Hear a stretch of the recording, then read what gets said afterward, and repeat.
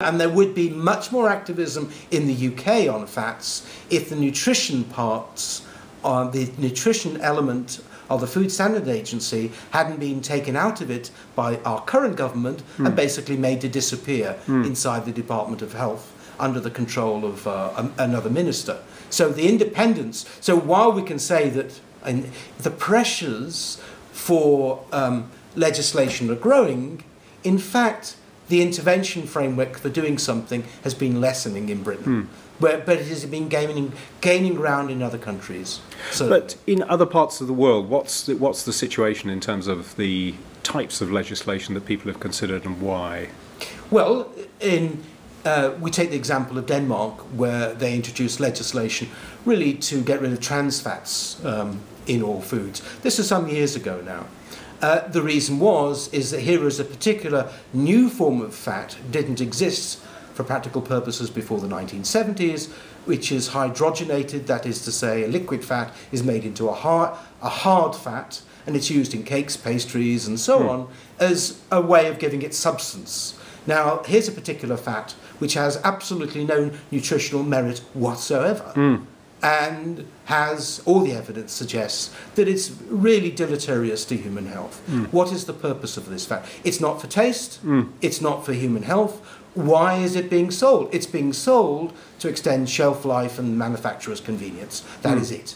And in Denmark, because the science has been developed fairly well there, all the arguments came together in one place and they banned trans fats. That is not the same right across the European Union. It's very variable what happens. Much of the information is spotty, to say the least. In other countries, there's been action against soft drinks.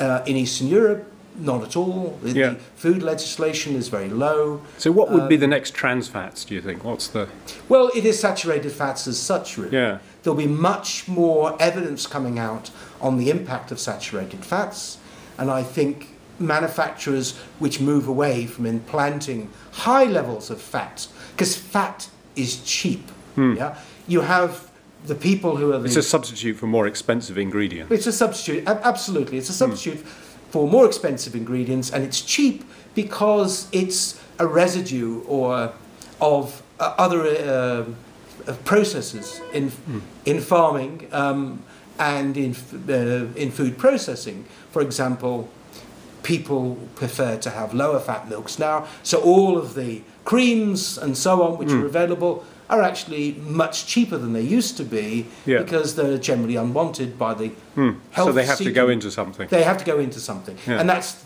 the true of other fats. And it's the same as happened with sugars as well. So if you look at the US, we tend to think of sugar as coming out of sugarcane or something like that, but increasingly it's coming out of corn. So it's corn syrup rather than what was original basis of corn. So it's a high fructose syrup. So what you have is basically technology delivering new types of food which your grandmother would never had seen in her life. So we've moved from basically a fairly limited diets for most people to one where food is treated as novelty, where it's part of entertainment, where snacking is routine, where you're supposed to snack. It makes people, what do I do with my hands when I'm watching TV? I snack, So that's the sort of world we moved into. Of course, you can only legislate about some parts of this world, generally the advertising or the marketing. And generally you can only do that towards children. Yes. That's the thing. Adults make up their own minds. Yes.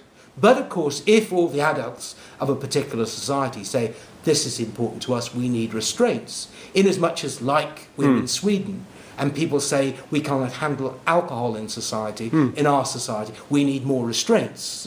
You get to a situation where collectively society says, we have to do something about this. Yeah. We have to make a collective choice rather than simply an individual choice. We have the same issue over tobacco or alcohol in the Nordic countries and so on.